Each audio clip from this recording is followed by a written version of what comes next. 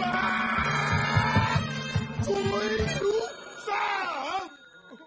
the hell is interrupting my kung fu? Stay ready boxing. You ain't gotta get ready if you stay ready. You ain't gotta get ready if you stay ready. Stay ready been down me since day one, baby.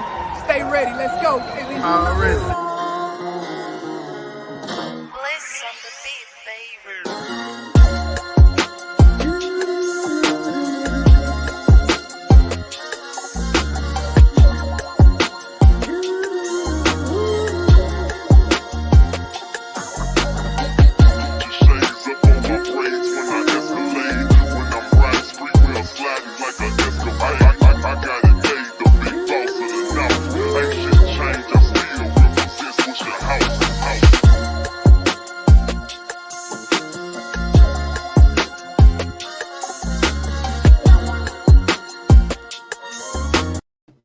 What up, world? What up, fight family? It's your boy Mac with StayReadyBoxingTV coming at you with some news you could use. Episode 118 of RingSide View. I got a special guest in the building with us today. Hall of Fame fighter, former champion, Reggie, Sweet Hands Johnson. Man, appreciate you coming through today, champ.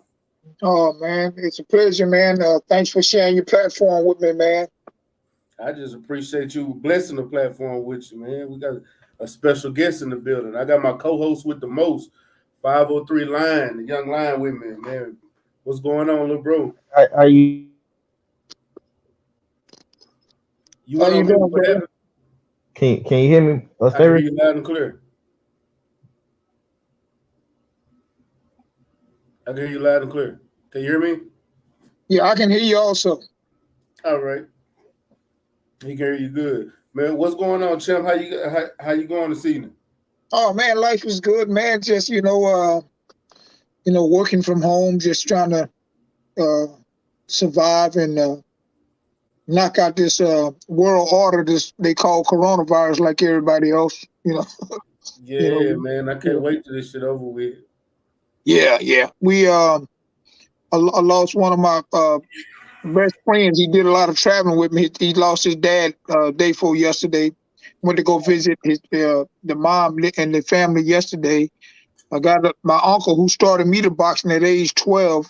4 days ago, we found out that he had stage 4 cancer. Kenneth Ironman Walker.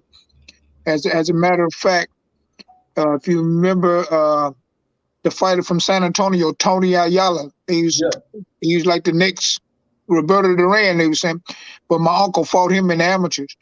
Oh. Yeah. I remember Tony Ayala. He became a Hall of Fame fighter. No, not a roller. Ayala. That's the one got in trouble. Remember, he kept going to prison, and then they found him dead in the gym when he got out all the time. Yeah, I do remember. I know who you're talking about now. Yeah, as a matter of fact, when he got out of jail, he was fighting on De La Hoya. He started back fighting. Had some fights on De La Hoya and them cards. Yeah. Yeah. Okay, I remember. Yeah, they had a lot of fighters from San Antonio. Tony, he had some brothers too that fought. It was some good fighters from San Antonio. Yeah. So how did he get you started in boxing? Well, he just took me to the Salvation Army Boys Club where he was boxing at here in Houston, the one on the north side, and introduced me to the late Mr. James Carter.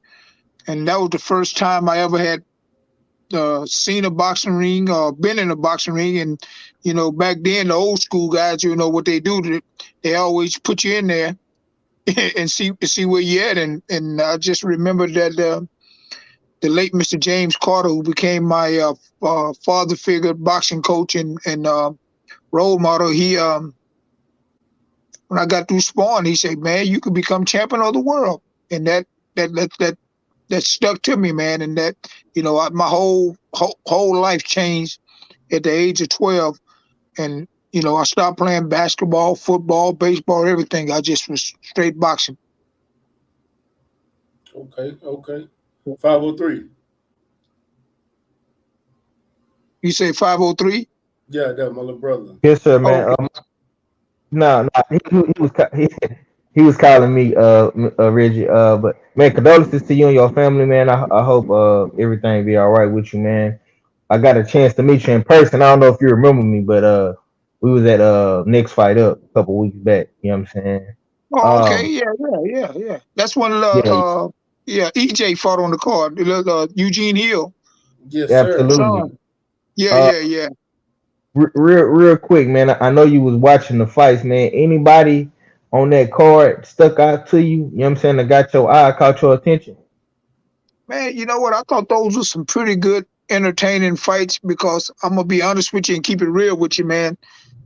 In this day and time, Yes, sir. I really have a problem with the state of boxing. Not only, well, really from a business perspective, because I know what I've experienced dealing with the promoters, all of them, man. And we always say Don King best because he's a standout guy with the hair, and we know his background. But all these promoters, man, uh, they really lay out, and you really think about it, it's the only sport where the rats dictate the lines. We got boxers uh, that think about it, 95% of fighters all over the world, and boxing is a world sport. NFL, NBA, baseball league, do they play everybody all over the world? Nope.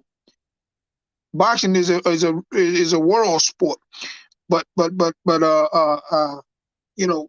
these guys, think about it, man, putting their lives on the line, their health on the line.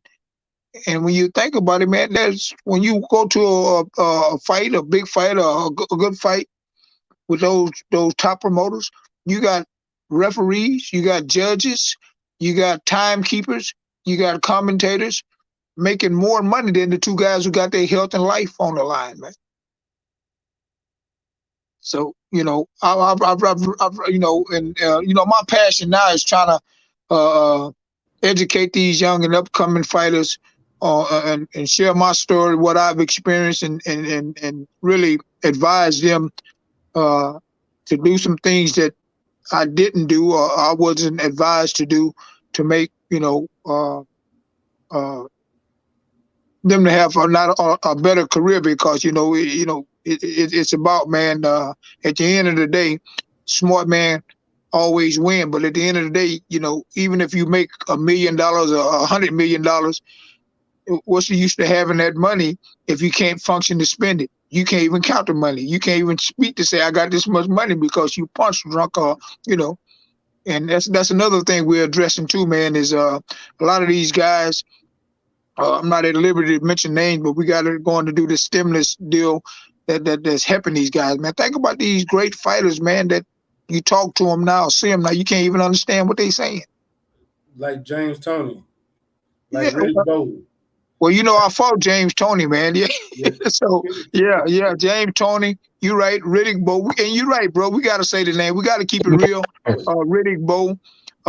And man, I'm telling you, man, and I personally know these guys. All these guys are good guys, man. But just to be, it's a sad deal, man. And I must say, I'm highly blessed, man, to do what I've done and fought all the fights I've fought, and been in the wars I've been in, to have my faculties. But that come from being, I was taught by old school fighters. I was a smart fighter.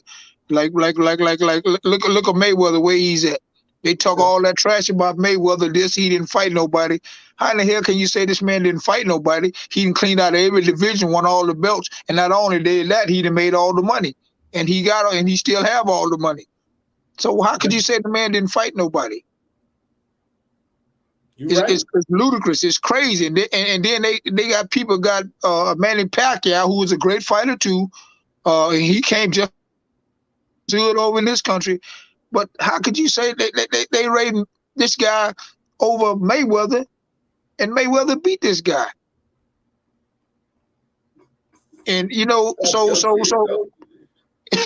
hey, man, man, boy, man, we gotta realize and come together, man. Brothers, man, it's hard on us, man. And I think it's kind of true that a lot of them guys don't like fighting brothers. And if you really go deep in the history of boxing, they got some good white guy fighters. They got, but they got some good Hispanic fighters from overseas, from fighters. Hey, man, but the best fighters look like us, brother.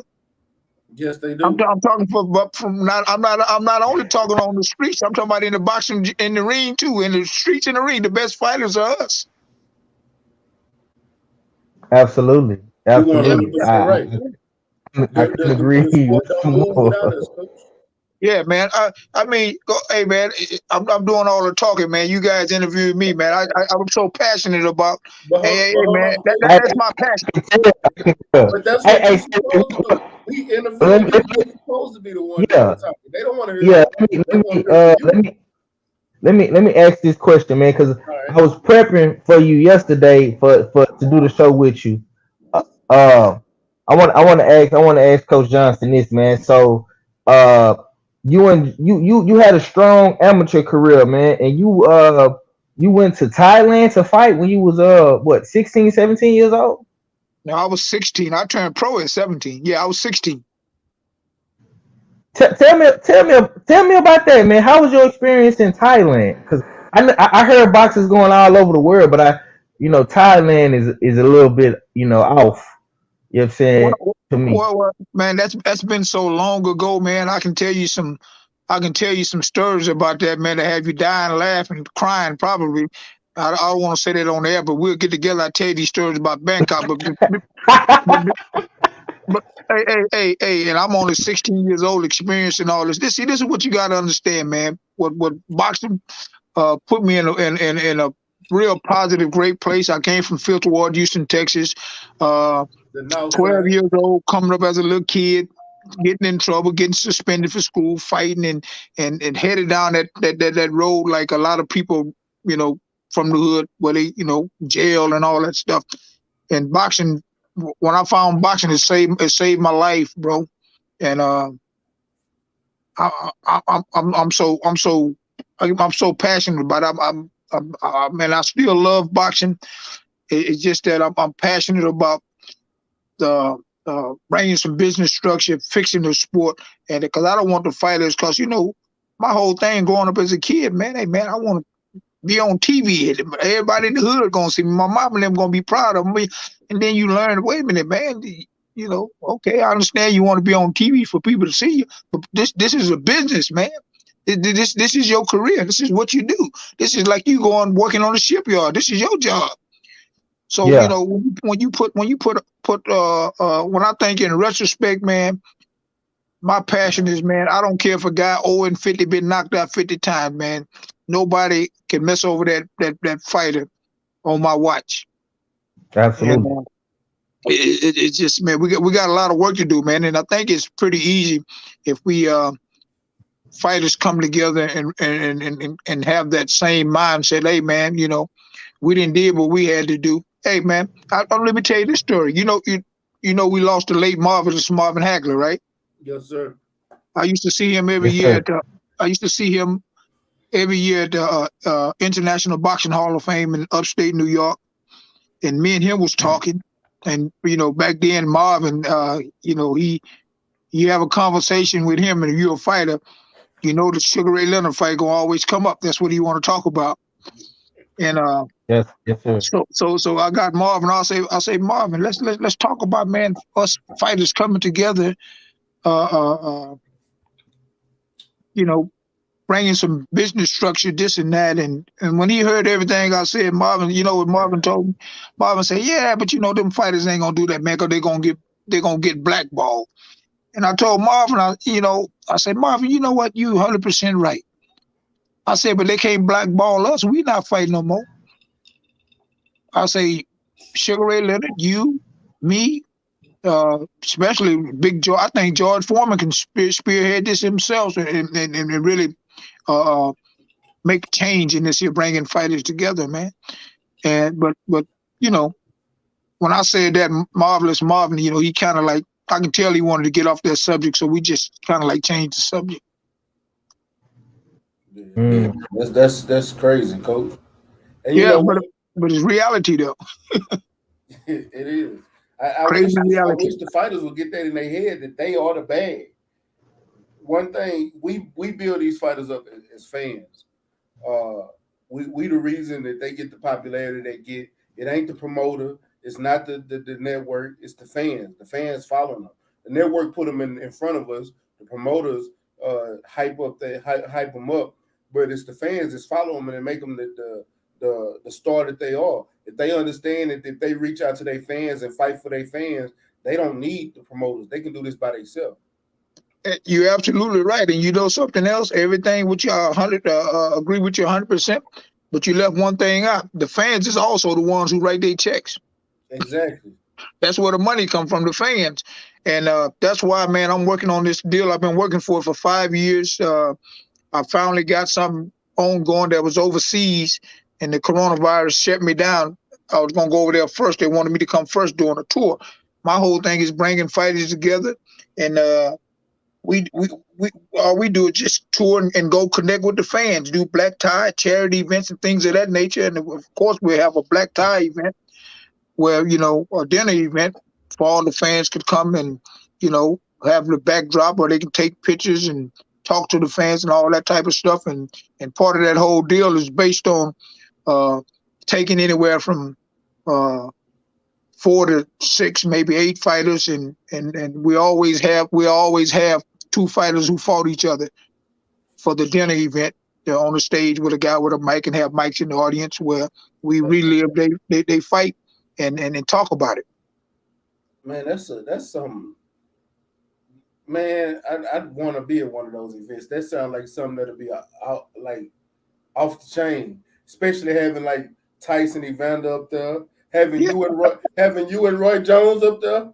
Yeah, me, James, Tony, anybody, man. I mean, all them great fights. Yeah, Bo Evander, having, shit, Lennox and Evander, having Felix Trinidad and De La Hoya. Just throwing that name. Yeah, you're right. And I mean, yeah, man. And then, you know, I'm a picture guy. I love pictures, man. I probably got over $75 in pictures. I'm working on a picture book, and you know, I can tell my whole story with just pictures because I used to travel. Had a photographer, the late Oscar Skip Davis, who also worked with Fighters Train, but he was the photographer too. And he's tied in with all the people in Hollywood and different all over the, you know, nation and stuff.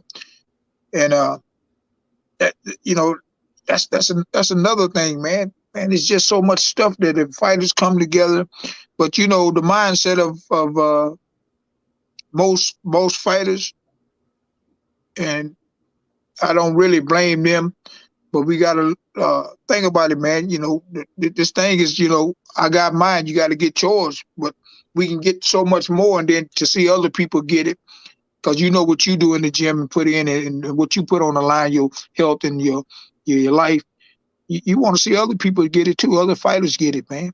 And I don't know if you guys ever heard of Curtis Coates. Have you ever heard of Curtis Coates? Actually, I have. You know, when I turned pro at 17, after I lost to Frank Tate, who lives in Houston. Shout out to the homie. Yeah. When I lost to him in the Olympic trials, I lost to Frank Tate, and Tyson lost to Henry Tillman. They went on to win the gold medals in '84. The people I signed with, they hired Curtis Coates to train me. And, you know, he's an old school trainer, was a great fighter, world champion. As a matter of fact, he was the first. What did you sign with, Mr. Reggie? It was the Peebly Group. It was a group, because I was with Josephine Abercrombie, who signed Frank Tate, and I was with them even when I was still amateur. The lady came here with all the money from Kentucky and had built a brand new gym here in Houston. And man, she had Durand come here. She had Tommy Hearn. She's trying to sign everybody, man. She signed Tony Tucker. Man, she had a whole bunch of fighters here. And but when they signed Frank Tate, Mr. Carter, my late mentor, he's like, nah, that's not gonna work, because one day you and him gonna fight each other. We, you know, all the focus gonna be on him. But he went and found a group of people, business people who were boxing fans, and talked them to getting into business. And you know, I was 17 years old, getting a $250,000 check, and I got a brand new car. And that's in 1984. How did it feel being 17, getting that amount of, especially this is what, you said 1984, right? Yeah, that was, yeah, so $250,000 is a lot of money back then. That's Yeah, I equivalent think to $1 million now. yeah, I So think it was we did it on the computer. I think it was almost like 900,000, a little over 900,000 or something. at 17 years old. Yeah. Well, you know, it was a beautiful thing, man, because the U.S. boxing team, they wanted me to stay amateur and shoot for the '88 Olympics, and I'm like, you know, and I didn't want to do that. I wanted to turn pro, and then I later found out I had a kid on the way. I had my first kid when I was almost 18. I was right 18. So you know, everything worked out perfect, fine for me, man. I was a young man, you know, was able to take care of my responsibilities of, you know, bringing my daughter into this world and all that stuff. Able to help my mother, and I have two sisters. I have twin sisters, and yeah, it was a beautiful thing, man. Everything just. I think your nephew in the chat, he said, "What's good, Unc? This Piggy, this Yvette son." He said he talked to Kobe the other day. Oh, okay, yeah. Okay, yeah, that's my ex-wife brother's son. Okay. Yeah. Shout out. What's up, Big Money? That's a friend of mine, actually. Okay. Yeah. All right. That's man. That's some. You dropping a lot on us, Coach. Stuff Yeah. yeah.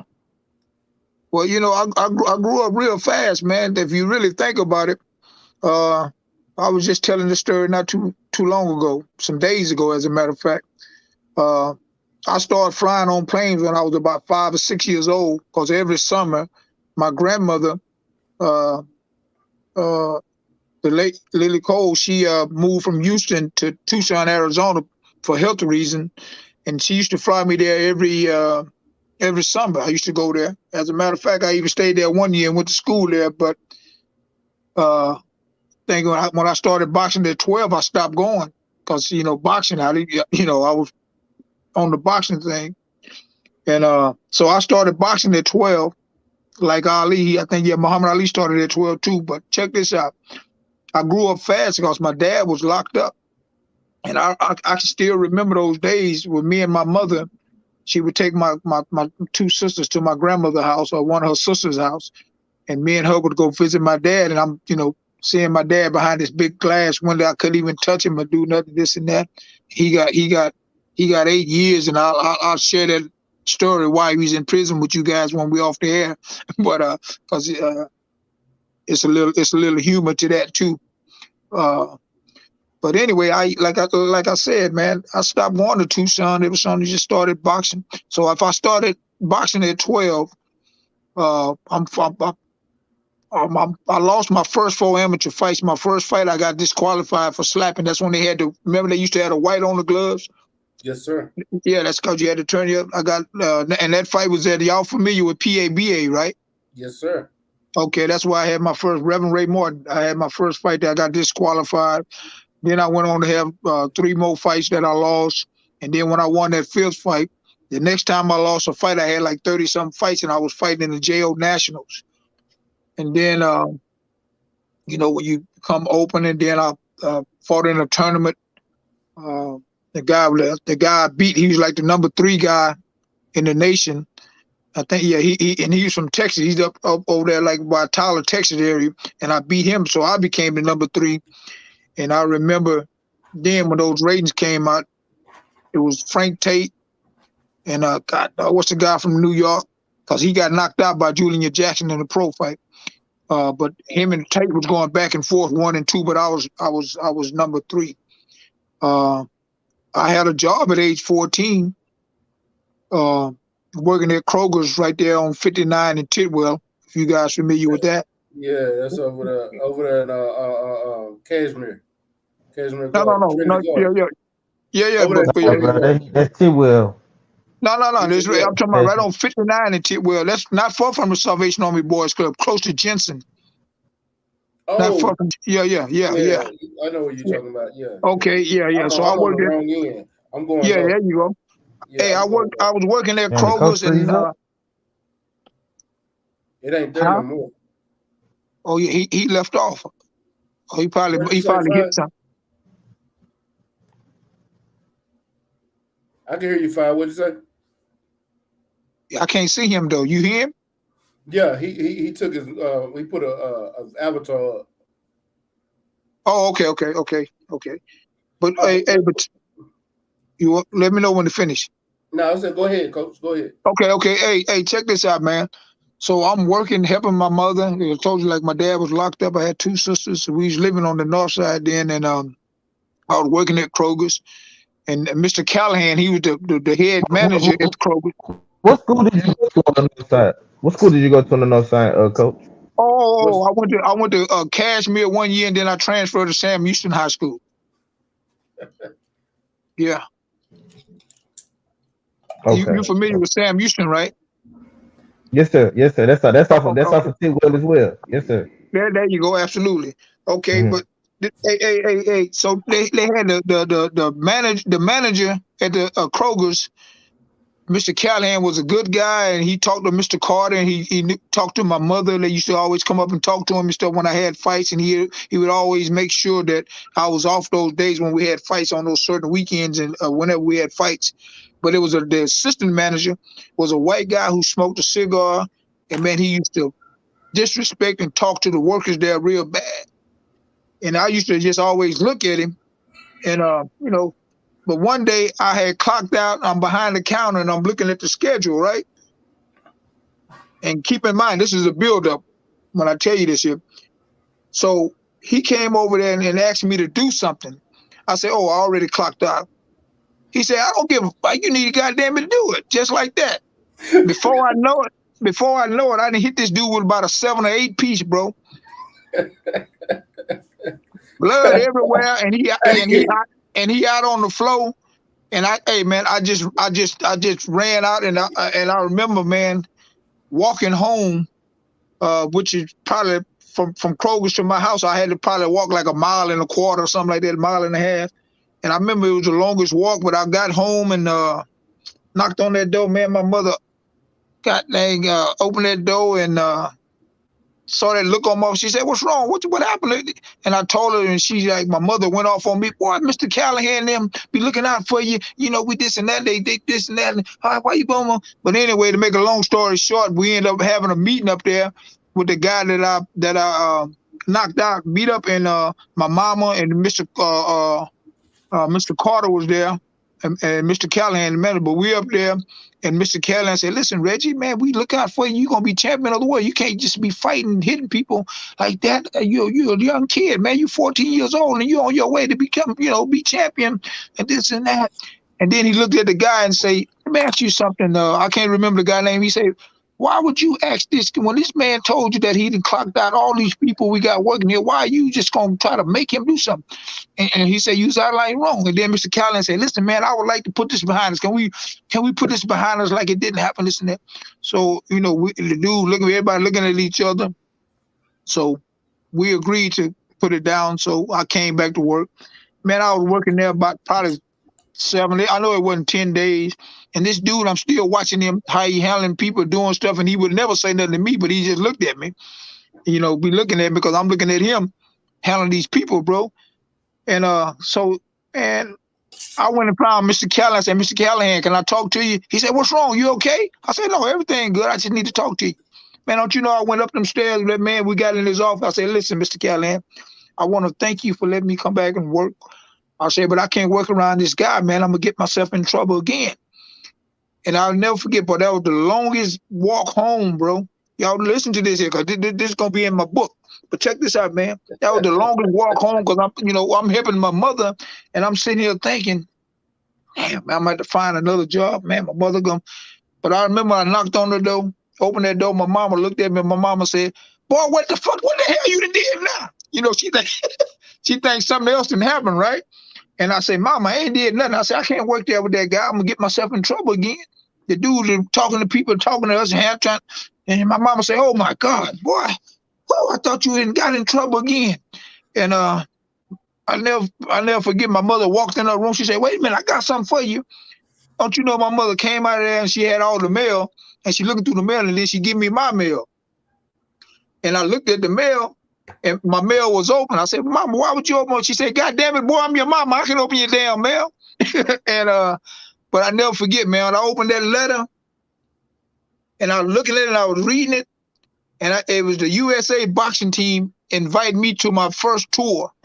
And before I did Bangkok, that was my second tour. But before I did Bangkok, I did Sweden, Germany, Denmark, and Japan. Think about it, man. Hey man, this is during this time I was getting ready to turn 16. That's why they, sent it to me, because I was a noted guy fighting in the JO Nationals and stuff. But I was 15 then, getting ready to turn 16, and man, I never looked back, man. My whole life changed. Hey. And I don't know if you guys know about the Olympic training. This was in the early 80s. Not to cut you off. This was in the early 80s, right? Oh yeah, this is like 1983. Yeah. When I first got that letter, that was like, I think in like mid 83, because Bangkok was in early 84, and then they had the Olympic trials, and then I turned pro in late 84. Yeah, so just think about that. Okay. When I think in retrospect, I started boxing at 12. 16 years old, I'm traveling all around the world. Then at 17, I turned pro. Right, I fought August. My first pro fight, I think, was August 14th, and I turned 18 August 28th, my birthday. So. Okay. Yeah. Okay. Just talking about, your early times in the amateurs. We haven't even got to your pro career. You didn't already live the life, especially coming out of Fifth Ward. And people don't know, back then, at that time, Fifth Ward was called the Bloody Nickel. It was. Yeah. I need people to understand, it was called the Bloody Nickel. It was the roughest area in Houston, Texas, period. And for him to come out of it in that, that's amazing. You know why I lived there in Fifth Ward?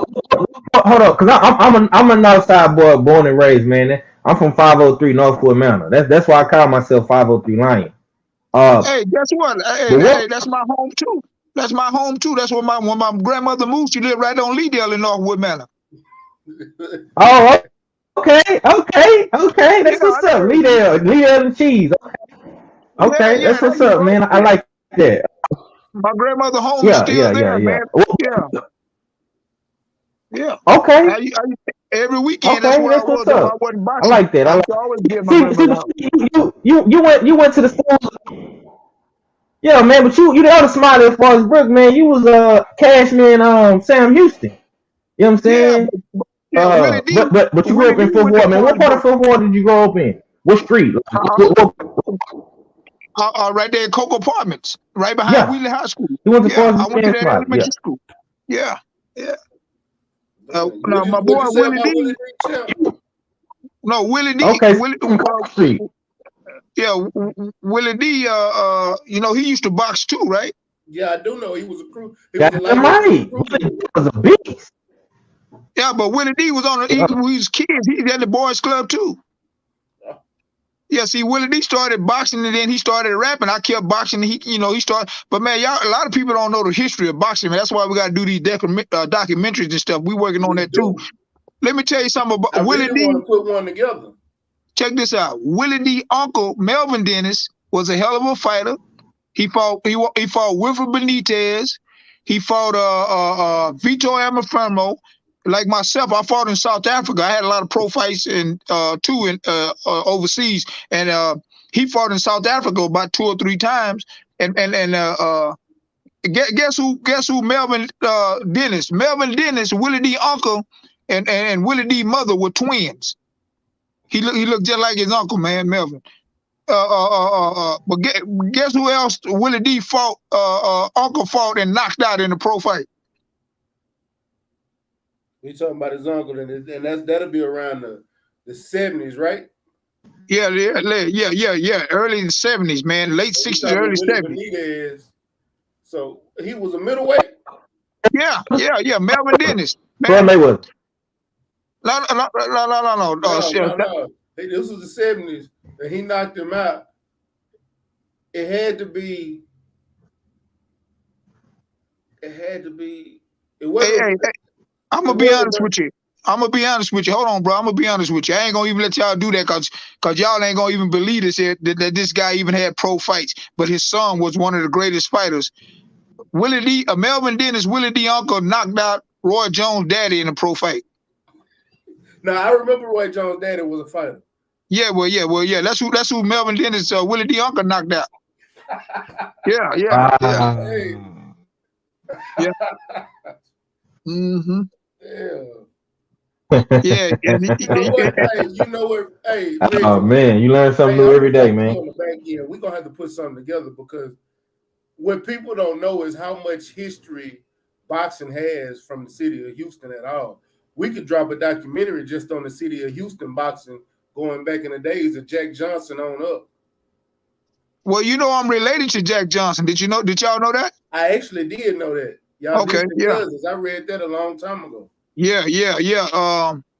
On my grandfather, my dad's dad, who died when I was almost 2 years old. I never got a chance to meet him.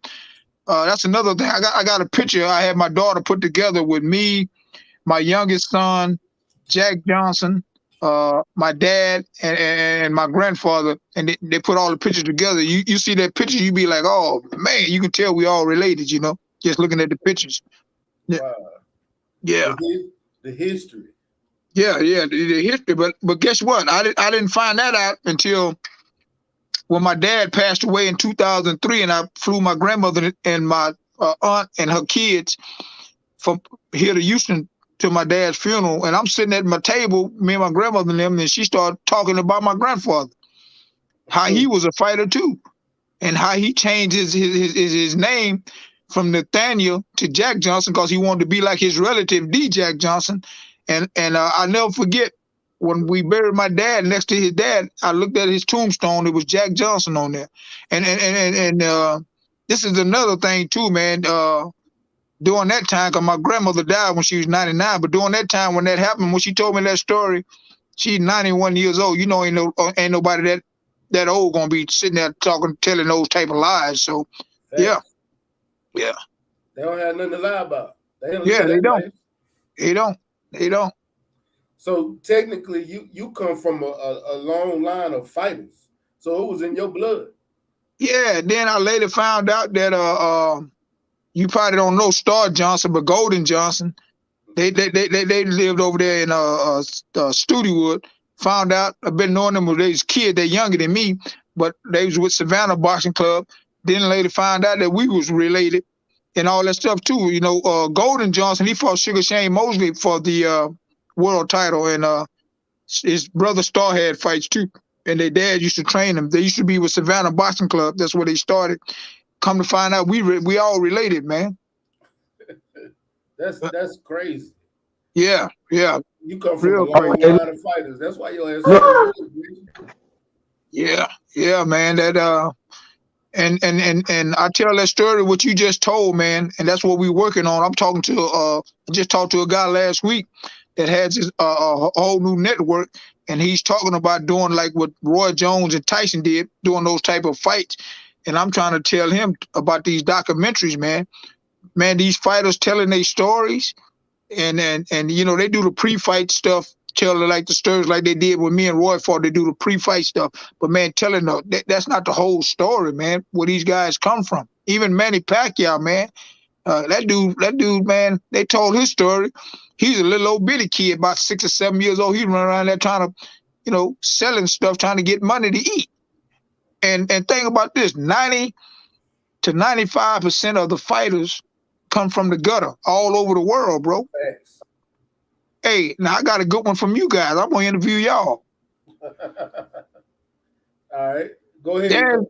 There's not too many fighters that came from a middle class family. Name me one fighter who was one of the great fighters that came from a middle class family. One. Yeah, his family had a little money. They had a business going on. They had a nice little home back then.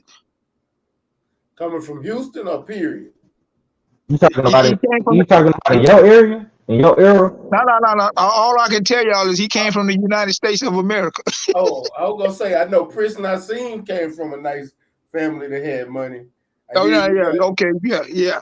Well, he one of them. There. Like I told you, ain't that many though. But yeah, it ain't that many. You got Prince Nassim came from one. Roy Jones didn't come from the bottom. He had a little bit of money, but not a lot. Yeah, but Roy Jones, he didn't come from no family that was well off. But yeah, he had a pretty good. Well off, but he wasn't broke either. Yeah, but this guy family had a business and all that stuff, man. They had a nice house, and as a matter of fact, I've been to that house before that this fighter lived in when he grew up in. Frank Tate? Nah, not Frank Tate. No, it wasn't Frank. It wasn't Sugar Ray. It was. A lot of people think Okay, Sugar Ray Leonard. A lot of people think Sugar Ray Leonard, but it ain't Sugar Ray Leonard. But when I say this fighter name, it's gonna make sense to y'all, or y'all will go back and research. But Muhammad Ali came from a middle class family, bro. Yeah. Yeah. I didn't even think about Muhammad Ali because I ain't the greatest of all time, Ali. I didn't, I was real tight with Ali. I went to his mother's funeral in Kentucky. Ali. Huh? Yeah. What'd you say, 503? Yeah, I mean, I was gonna say Muhammad Ali, but I didn't know which era you was talking about. So you was saying way back in the gap. Okay, yeah, because they say Muhammad Ali got into boxing because somebody stole it. Yeah. I didn't know what era he was talking about. I didn't know if he was talking about his era or the 70s, 60s. Yeah, that Ali, man, that dude, man, he was there when I won it. But as a matter of fact, Ali was at some of my fights when I lived in California when I was fighting at the Forum. I remember him and his, what's his daughter? Oh, yeah, May, the one that was doing the rapping back then. Yeah. I remember one time they was at my fight at the Great Western Forum in California. And then I got real close to Ali because they got a guy here named Lloyd Wells. Do y'all remember Lloyd Wells? The guy, y'all probably too young, but he used to be judge. Yeah, he lived right there in Fifth Ward on 2nd Street, but he used to be the guy in the NFL with the Kansas City Chiefs to go get the players. He's like getting players from TSU and other colleges, getting them signed with a different team with Kansas City mainly. But him and Ali, and he was a ladies' man and he was a photographer. Yeah, y'all look up Lloyd Wells, man. But Ali loved him, man.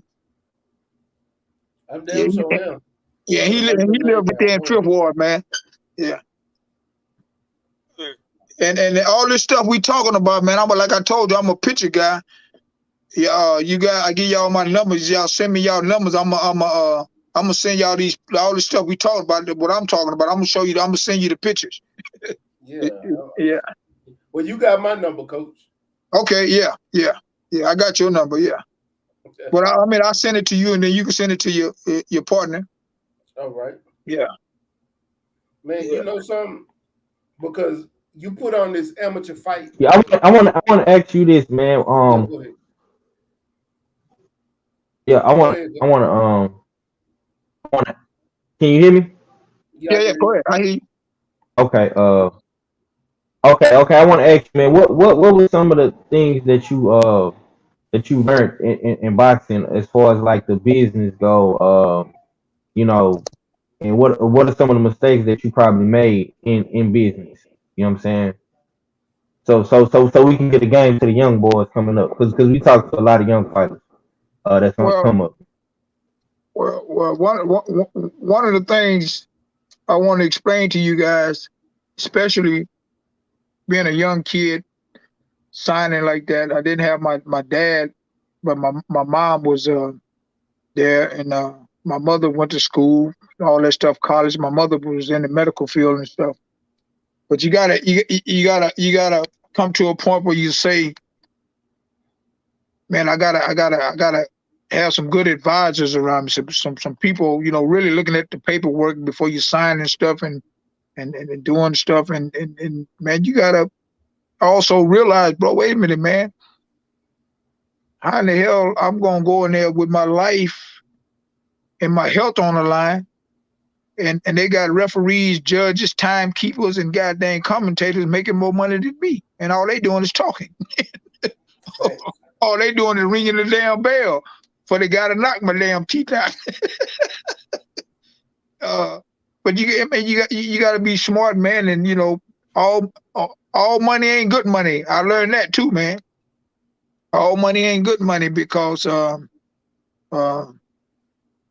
know I've like I said, I'm not at liberty to call out names, but I had a chance to sign with quite a few street people. But I remember what Mr. Carter told me as a young kid. You know, don't ever mix your business with that with street money. And he also told me don't ever put anything foreign in my body. And this past August, I turned 55. Man, I ain't never had a beer before in my life. What? Nothing foreign. I hate taking medicine. I've been in the hospitals and had surgeries, and most of the time I didn't take the medicine. I don't like putting nothing foreign in my body. So you all natural, Coach? Yeah. I try to go all natural, man. I mean, you know, I splurge when I eat sometimes, but I got vitamins I've been taking for 30 years, and it's all right for you to splurge if you do that once or twice a week, but clean your system up. But if you eating everything, a lot of the red meat, all the sweets and all that stuff, and you leaving that stuff in your system for so, man, that's how people get cancer and stuff in their stomach, man. That stuff be stuck in your system for 6 months, a year. You know, that's how people get sick. If you got to keep your system clean. And hey, man, I've been very fortunate to meet some good strength coaches when I moved up in weight and stuff, fought bigger guys. I met a lot of the doctors, and this one vitamin I'm telling you about, I've been taking for like 30 years, man, and I still take it, clean my system out. And I always share it and to give it to a lot of guys at the gym and fights and just people in general. Hey, man, I can show y'all some pictures I'm going to send to you. I got a guy that I was training for 2 months. This boy lost 45 pounds in 2 months. You ought to see. I'm going to send y'all the picture. Because I put him on those vitamins, and then this guy was a trainer. And this dude worked on the ship channel out there. What kind of vitamin? What's the vitamin? It's a natural vitamin. Just clean your system up. Now you can take one a day and it kind of like keep you regular. Yeah. You take one a day and it'll keep you like kind of regular.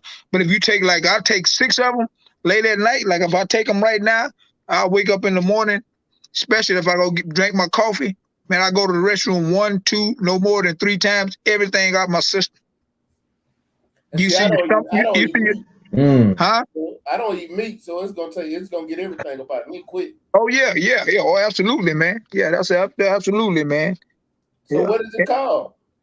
It's called Swiss Chris. I know about Swiss Chris. I'll send it to you. I actually got it in here at the house. Oh yeah, man. That's a bad motherfucker. That's the best on the market, bro. It is. You take 4 before you go to bed? Chris. I take 6. I take 4. Okay, yeah. Oh man. Yeah. But you're not lying. It will clean you out. That's right, and that's just like, think about it. Say if you want to splurge 3 or 4 times a week or whatever, man, but long you come follow through and get that stuff out your system, bro.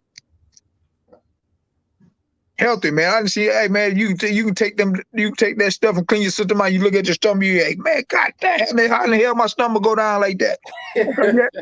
You had all that stuff in your system, man. Yeah. Yeah, I actually got a big ass jar there, and and y'all, that shit only costs $8. Yeah, that's for like the 150, but they got one of them, cause they don't, you know what? They took it out of, when I first got on this stuff, my guys, the doctors had to audit. Then they put it in GNC, but it's not in a lot of the GNCs no more. They took them out, a lot of them. Oh man, you can get it on Amazon. Yeah, that's how I've been getting it. Yeah, that's how you get it now. That's right. It's at Amazon, and you can also get it at Walgreens. Yeah. Some Walgreens have them, but I done been in Walgreens looking for them too, and some of them didn't have them. I don't know why they took them out of GNC, but yeah. Ain't no telling, Coach. Yeah. Are you putting on the amateur fight this year? 2022. As a matter of fact, I just met with the guy the other day at CDM boxing gym. The guy Fred. And we're supposed to be having a meeting coming up about getting that up and going again. Okay. Because I'm ready for that, because I got to be there, man. That's one of the best amateur fights in Houston. Yeah, man. You know, we did 2 of them, man, and then that coronavirus kind of like shut us down, man. And we had it that the first one was nice, and then the second year, oh man. But you know, right there in Greenspoint Mall, man, you know they do the Golden Gloves. They always having fights and tournaments there, man. And I'm proud of Fred and them, man, what they doing for boxing, man. And they've been there at Greenspoint Mall for like about 5 years now. Yeah. Yeah, I went over there. I went over there a couple of days ago, about 3 days ago, and just stopped by there because I had a meeting with somebody, and we went to the gym, man. And you should have saw all them kids they had in there, man. It was nice. I had my nephew there at one time, but then my nephew, he's in Connecticut right now working, but he Okay. wanted to box. And he loved it.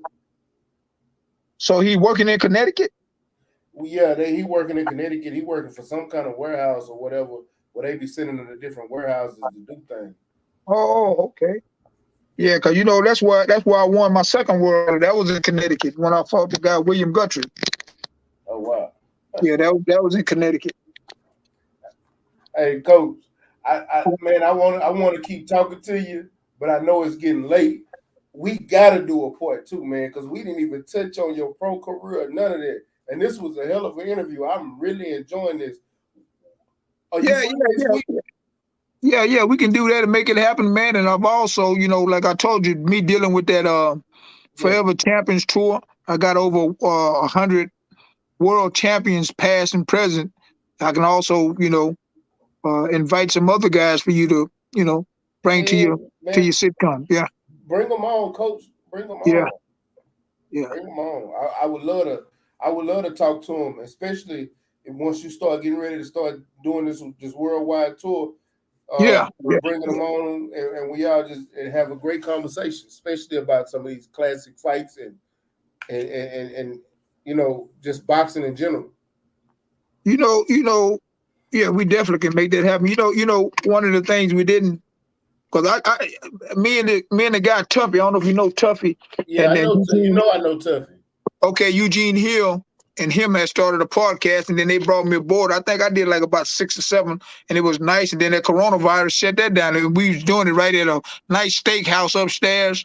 They had the dude working everything, man. It was real nice, and yeah, we had to shut it down. And we talked about getting that back up and started, man. And man, it was nice. We doing it right there on the restaurant, right on the water upstairs in a nice office and stuff. And boy, we used to have we had some good shows, man. It was nice, man. We was talking about boxing, and one of our things was me and Tuffy used to go back and forth about all the time. Cause you know Tuffy, man, he, as a matter of fact, he on his way back now. He just fought this weekend in Colombia. Yeah, Again, he's fighting in Colombia. Yeah, this is like his 5th or 6th time over there. I think he on his way back. I just saw on his thing he putting stuff up there. But man, that podcast we had, man, it was nice. And me and Tuffy going back and forth, and you know he want to sit there and lie to the people. I said, man, what the hell you mean? You wasn't the damn main event. He talking about he's the main event when Deontay Wilder and Tyson Fury fought at the Staples Center in L.A. Cause he was the last goddamn fight. He on the radio telling the people he was the main event. I said, nah, get the hell out of here, bro. You wasn't the main event. I said, yo, how much money did you get paid? And go look at them other boys checking and who was on the posters. You wasn't the main event. As a matter of fact, he was supposed to, Tuffy was supposed to fight. His fight was supposed to be on television because he's fighting one of them, know the guy, that Mexican guy, I can't think of his name. But he left talking about he was hungry because my cousin was with him, Star, and he called me. I say, man, what? And I called Tuffy. I said, Tuffy, man, you know you ain't supposed to leave there. He talking about eat, man. You supposed to be in and eat. But I think what it was, maybe he didn't want his fight seen on TV because his fights was been televised too. But he was the last fight. That's like right now. I think they don't want him fighting in California no more. I don't know if he because he left what he did. His fight was supposed to be televised too. But he left, and they had to let somebody else be the televised fight, and they put him at the last. That's why he was the last fight of the night. Yeah. But yeah, we all, man. But man, that podcast we had, man, we used to People used to love it because me and him, I used to always check him on that. We going back and forth, you know. and we wasn't doing it in a thing where we was upset. You know, it was like it was humor to it, man. The way we was doing it, man. Yeah. Yeah. What about the Sean Porter fight, man? What y'all think about his dad stopping that fight? Honestly, I think Sean Porter had more to go. I think he stopped it too early, but at the same time, that's your son. You know your son. You don't want to see your son get hurt. But that's kind of why I think father shouldn't be in the corner either. But okay, I'm gonna give you my take on that. Okay. Me knowing his dad, and don't get me wrong. When I say knowing him, me and him did autograph signings and seen it at the Hall of Fame by the, you know. And his dad think he the superstar, and his dad don't understand, man. I know that's your son, but your son is a man now. He's not a little boy. Exactly. And he want to dictate his son, like, hey, that's history kind of like repeating itself. Roy Jones and his dad, because I was out there with them. I was out there. I took my camp to Pensacola and I fought out there when Roy Jones and his dad broke up, because Roy was supposed to have been on the card. We was in, you know, his hometown, and he didn't even fight. That's when him and his dad broke up. So it's the same thing, bro. His dad dictating him. His dad get pissed because he go to his bank account, get his money out and go buy a home for his kid, because he got a kid now. Buy a home for his fiance and his kid. His dad, man, how you gonna get mad at me spending my own money, bro? Yep.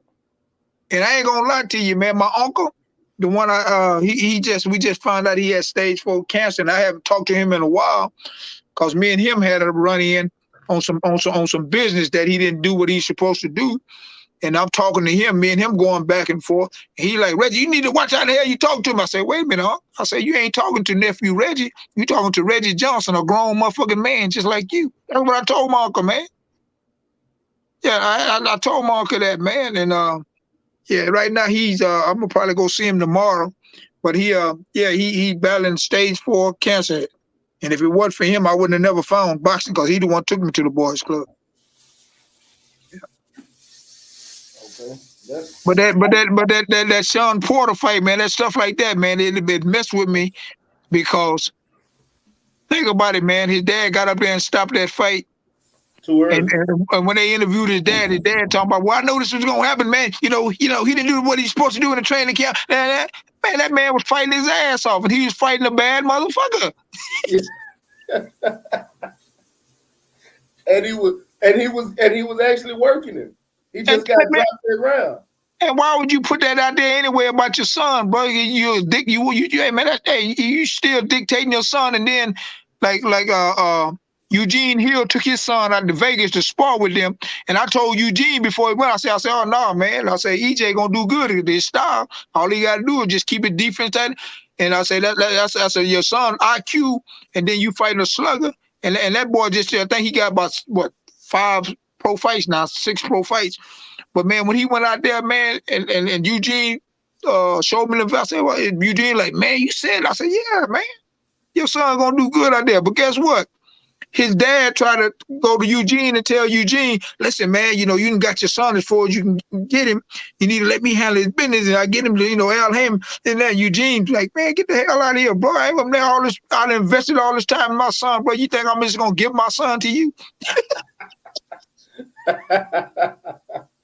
But think about that person's mindset, though, man.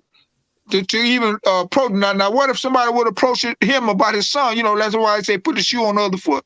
Now, what if somebody would approach him about his son like that? How you think he would have reacted? He would have reacted. He would have acted a damn fool. Yeah, man. But that thing with dictating, handling your son like that, and then that stuff then rubbed off on his son, because Eugene also told me that his son later came to him and said the same thing his dad say. Hey, man, you need to let my dad, man, handle you. Now you done taught your son that, so he gonna be, when your son, he gonna be, treating his kids like that. His son, if he had, I think he had a daughter. They just had a daughter, but yeah, it's crazy, man. It is. You gonna see it. Yeah, you gonna see it coming. But I got a lot of respect, man, for that dude, Sean Porter, man. That dude a tough fighter. and I was proud of it. I kind of hated his dad stopped that fight, but yeah, man, that boy's a warrior, man. Okay, well, damn, but a lot of times I've seen a whole bunch of them warriors go down like that and get up and come back and get it. Anything could have happened. You know what I'm saying? You still had 2 more rounds. Yeah. And that fight was close, man. That fight was, I think what's called probably was a round or 2 ahead, but that fight, anything could happen, man. Yep. Yeah. Well, Coach, if you free next Tuesday, let's do this again Tuesday. Okay. All right. And I'm gonna get ready to close it out. But before we go, Coach, I got one question. Yeah. Mm-hmm. What's something that you would tell any fighter that's getting ready to start boxing in this sport, any amateur or getting ready to start their amateur career, or anybody that's getting ready to go from amateur to pro? What's something that you would say to inspire them or motivate them to move forward in this sport? Well, I would tell them what was told to me by the old school trainers that I had, the late Manuel Chacho Robles, who became my chief trainer. He's deceased now, but Chacho, his son is the one that trained Andy Ruiz to become the first Mexican heavyweight champion of the world. I had Jesse Reed, who trained Frank Tate and a whole bunch of fighters. He, that was Roger Mayweather's trainer too. Yeah. You remember, Roger Mayweather, but he trained a lot of. Jesse really should be in the Hall of Fame, but Jesse is one of those guys. He speaks the truth, and he just whatever on his mind he said. And I know eventually he's gonna get in the Hall of Fame as well, like myself. He gonna get in too. But I would tell him, man, man, make sure it all starts with having the right people around you, man. And man, get some of these guys, call a Reggie Johnson or call a Roy Jones or Frank Tate or some of these fighters, and some of these fighters will share with you and advise you on what to do and what not to do. And my biggest thing was, man, like I told you, I realized that boxing, hey man, this is I know you love doing this, and you probably would do it if they wasn't paying to do it, but this is your job. This is what you do. This is how you eat. This is how you take care of your business and your family. Man, hey, you got to put the work in. I'll give you a prime example. The fight they just had here, was in Detroit training. The guys that live here, they did a camp up there, and the trainers called me and said, hey, Reggie, we just want you to advise us on a few things. And one of the things was, they's gonna cut camp and come home for Thanksgiving. I said, man, you gonna break that dude's rhythm and the camp, come here for Thanksgiving one day. You gotta spend money to come here. You gonna just to come home for one day, and then you gonna go back to camp, and this dude think he's like three weeks away from this fight. I said, man, that's crazy, ludicrous. And then I told him my story. When I was fighting Jorge Castro, the guy from Argentina, they pushed the fight back. And I was up in Big Bear, California, up there in the mountains, that city in the mountains, training. That's where I did most of my training camps for my big fights. And we all huddled up, and they told me, they said, man, we're going to go down for about 3 weeks. They pushed the fight back and this and that. And I told my chief trainer this and that. I said, well, listen, man, I don't want to break the rhythm, man. I said, I don't want to go down. I say them sparring partners and some of them guys can go down, but I said, man, I don't want to go down. And I stayed up there, man. I wouldn't come down. I didn't want to break. Cause think about it, you come down, you gonna get with one of your girls, you gonna hang out, you gonna go eat what you want to eat. Nah, that's one thing about me. Anybody tell you that I was a gym rat, and hey, man, I was so strict on myself. Hey, man. I wanted to win, and I wanted to be at my best when that bell rung. I don't go in there just fighting for money. I'm also fighting to keep my teeth in my mouth and to keep my health intact. That's what's up, Coach. Yeah. I appreciate your time today, man. Tell them if you got any social medias, how they can follow you and keep up with these events they got coming up. And we're gonna do this part 2 next week. Yeah. I'm on Facebook. I think I got like about 3 or 4 Facebook, but the main one is the one there's a lady in a white dress. That's my late mother. That's the one I be on mainly. I'm on Instagram, just Reggie Johnson. and I'm on Twitter, World Champ Time 3. That's me on Twitter. Those are the 3 social websites that I'm on. All right. Well, I appreciate you, Coach. We're going to get up out of here, and we're going to do this again next Tuesday. Okay, and I also like to tell your listeners, if you ever want to get in touch with me, all they got to do is call you, reach out to you, because you got my number. Hey, tell them, reach out to me. There you go. That's it, man. You know who I want Reggie to tap in with, man. I want him to tap in with Drew Titan and Bruce Gold and Trick Noity, because they got a show specifically on Sunday dedicated to legends like yourself, and I think you definitely would love that. You know what I'm saying? Yeah, so we're gonna definitely put that together. I would love to get with those brothers, man. I think I've heard of those names you said. I got to put the face with it, but I've heard of those names, and that's another thing, man. What I didn't share with you guys, when you're growing up, you have people telling you, "Oh man, you're gonna be the champ." Boom, boom, boom. You come up and come up. But then when you start making that progress coming up, them same people, it's like, that Willie Lynch letter, man, divide and conquer. Those people think you believe in them or think you better than them. But this is what I tell fighters, man. This is what I really want to get to fighters. Sometimes you got to chase the dream, bro. I fought in South Africa during apartheid. When I got back, I got suspended for 2 years, but we got it lifted after the year because I was young, hungry fighter. I was, 21, 22.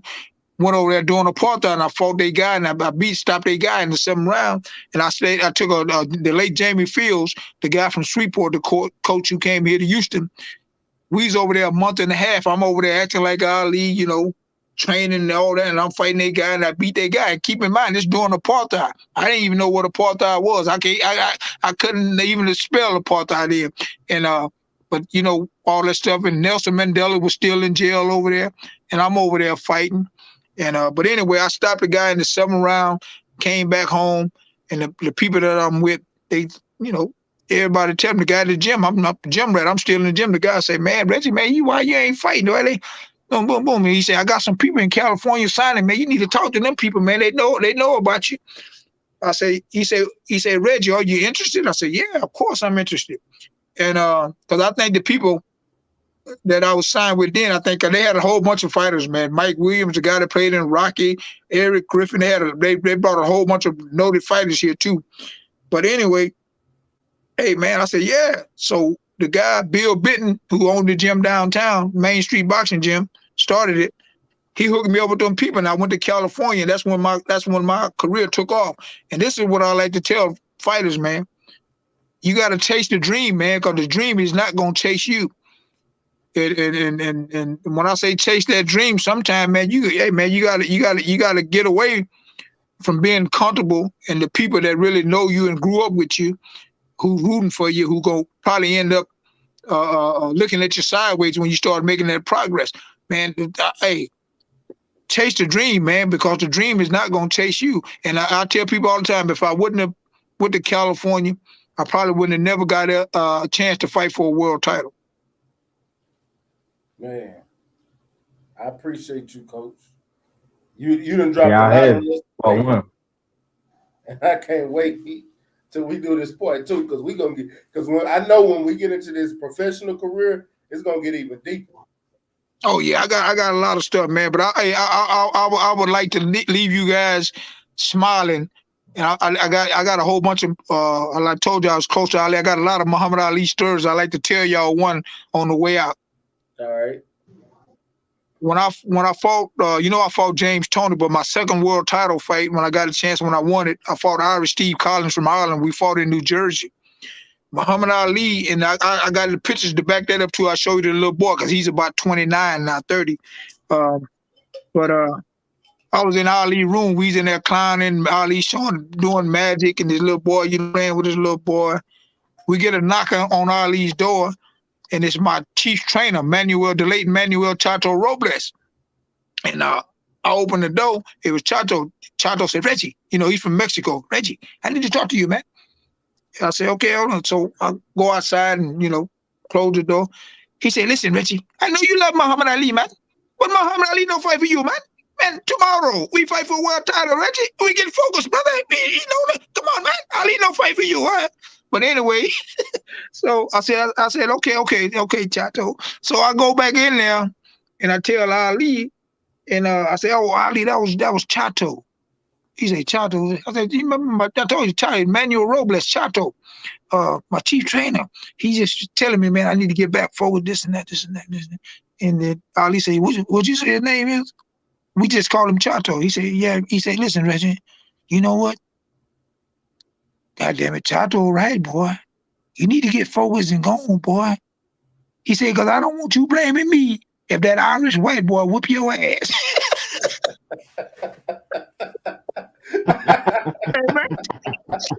Oh man.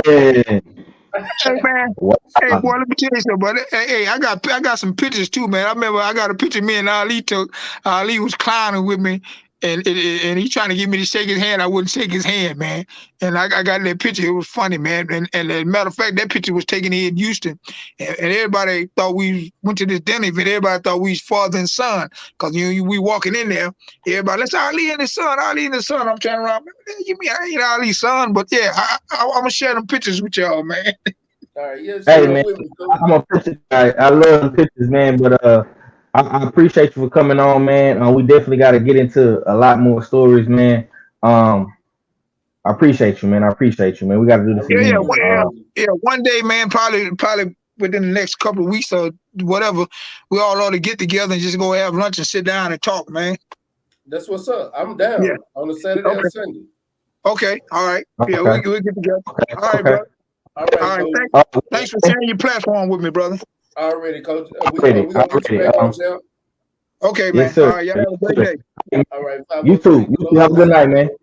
Okay. Yes, sir, man. Y'all just had a legendary ringside views conversation, man, with Reggie, Sweet Hands Johnson, man, H-Town's very own, man. We had to end it, you know what I'm saying, but we definitely gonna do it again, and we probably gonna bring y'all some more exclusive, intimate footage with the champ. You know what I'm saying? 3-time champion right here in Houston, Texas, man, on Ringside Views, man, with the Houston Hard Hitters, man. Much love to the almighty LDBC. Be sure to like, comment, share, subscribe. And of course, man, when we do this live stream again, I need more people to pull up, man, and ask some questions in the chat too while you're at it, man. But we up out of here, y'all. It's time for real. We gone. Hey, y'all make sure y'all slide over to the Smoke City Mobcast, man. And I appreciate again you coming on, Coach. And man, it's your boy Mac with Stay Ready Boxing TV. And man, you ain't got to get ready if you stay ready, man. Peace. I love y'all. And follow my boy Stay Ready Boxing. He's the best. Let's go, champ. You ain't gotta get ready, stay ready. You ain't gotta get ready, stay ready. Hey, you ain't gotta get ready, stay ready. I'm all about business, somewhere in the trenches. Moving weight, I'm on my 24-hour fitness. I don't need a witness, moving with the quickness. Was off the porch when you was on the playground benches. Block bleeding, smoking trees, eyes Chinese. High speed, singing every lick walking by me. I'm sticking to the cold like a Siamese. Twin Glocks on me, shoot 'em up like some IVs. Pushing flour, test me and you'll be pushing flowers. Smoking sour in the kitchen when it's cooking hours.